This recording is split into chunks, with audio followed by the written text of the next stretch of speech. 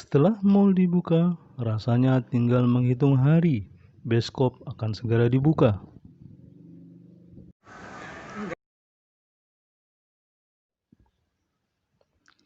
Bagi masyarakat pencinta film Indonesia yang rindu untuk menyaksikan, tinggal dipilih film apa yang akan ditonton.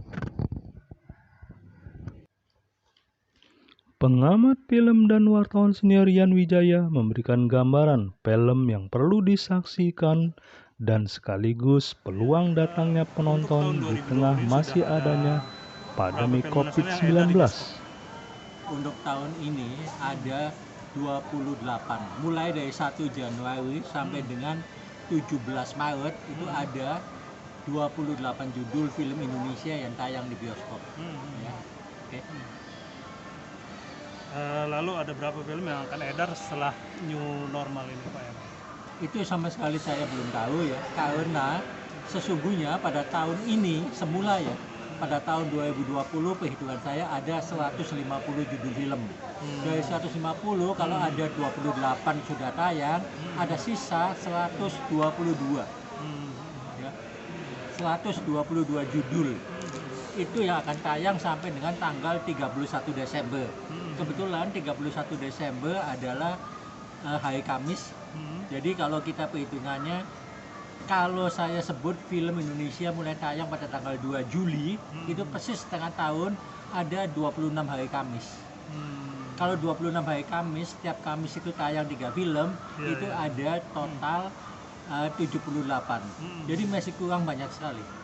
Ini kita belum bilang film importnya ya. Okay?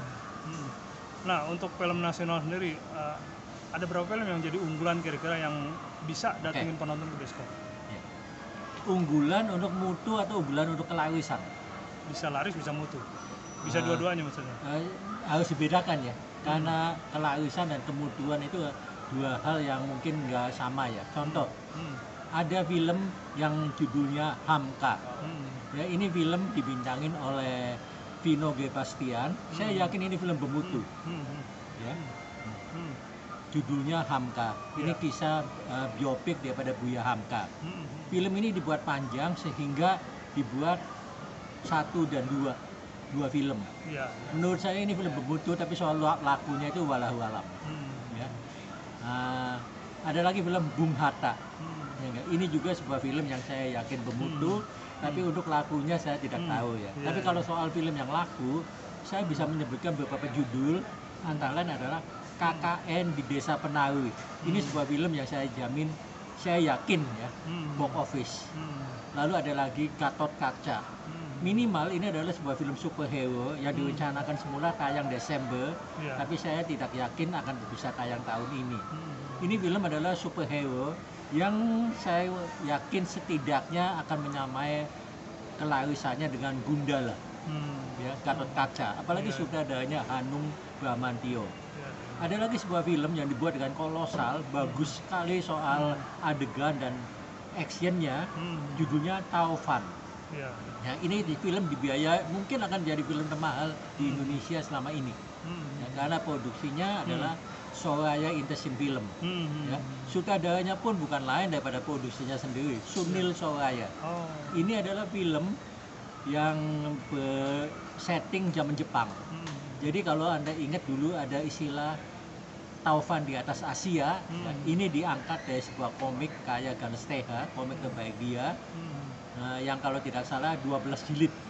Dan ini film perjuangan yang penuh dengan adegan action antara pejuang-pejuang Indonesia melawan tentara Dai Nippon. Semula ini film akan ditayangkan pada tanggal 25 Desember. Tapi saya nggak yakin film ini akan tayang tahun ini.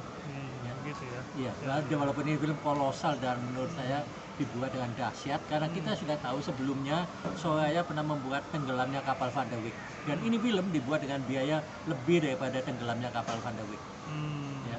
Kita bayangkan aja kembali ke zaman Jepang, lalu banyak sekali perkelahian, adegan action itu ya, Musa dan lain-lain.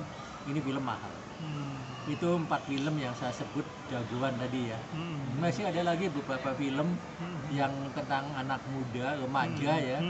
Seperti yang kita lihat terakhir sekali adalah Minnesota. Hmm. Film-film tentang seperti model-model Dylan itu loh. Ya. Ya, itu banyak film-film seperti Dylan itu, kalau nggak salah ada 3-4 judul film yang dimintangin oleh bintang-bintang muda. Milea gitu ya. Itu ada 4 film epigonya yang seperti Milea. Semua adalah bintang muda. Misalnya G dan Jazz gitu atau apa ya. Ya. Itu nama-nama anak muda yang kebanyakan diangkat dari novel teen lit. Ya. Ya. Nah, pendapat Pak Ian untuk dalam menyiasati penonton mau datang dengan pembatasan jumlah penonton ini, supaya penonton mau ke bioskop gimana caranya?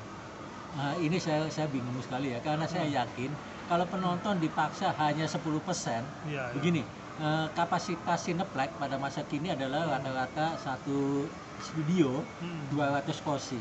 Ya. Kalau hanya yang boleh diisi hanya 20 kursi, ya, Hmm. itu jelas harga tiket HTM akan dinaikkan. Kalau sekarang kita lihat HTM di Jakarta ya, antara yang paling murah itu 30 sampai 50 ribu ya. Iya. Mungkin naik sampai 2 kali lipat. Ya enggak? Karena dengan pembatasan itu jumlah kursinya akan sangat, yang harus diisi sedikit sekali. Iya. Ya enggak? Mungkin dalam satu studio untuk satu show itu kursinya yang boleh diisi mungkin hanya sekitar 20. Itu kan berarti produser mana yang akan mengikhlaskan filmnya dengan penonton yang sedikit. Sementara masih ada film-film import yang sampai hari ini kita tahu bahwa film Indonesia itu lebih sebagai pelengkap, yang diutamakan adalah film import, khususnya film Hollywood dari Magic Pictures. Ya. Oke.